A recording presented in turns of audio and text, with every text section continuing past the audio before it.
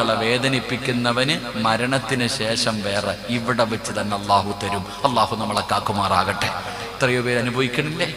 മാതാപിതാക്കളെ കണ്ണുനീര് കുടിപ്പിച്ച ഒരുത്തനെങ്കിലും നേരെയായിട്ടുണ്ടോ മനുഷ്യ ഈ ലോകത്ത്? ഇല്ലടാ. എത്ര വലിയ കൊലകൊമ്പനാണെങ്കിലും തല്ലണോന്നോ ചീത്ത വിളിക്കണോന്നൊന്നുമില്ല.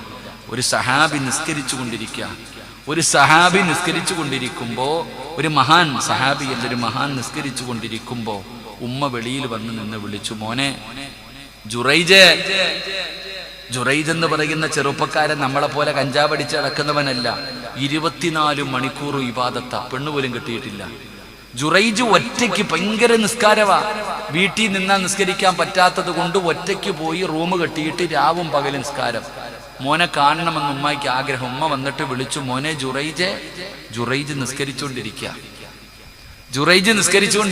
കൈയടിച്ചില്ല. കൈയടിച്ചിട്ട് സലാം വീട്ടിൽ കെട്ടി എന്തേന്ന് ചോദിക്കാമെന്ന് കരുതി ഉമ്മ വീടിന് വെളിയിൽ കാത്തു നിന്നു. കുറച്ചു കഴിഞ്ഞപ്പോ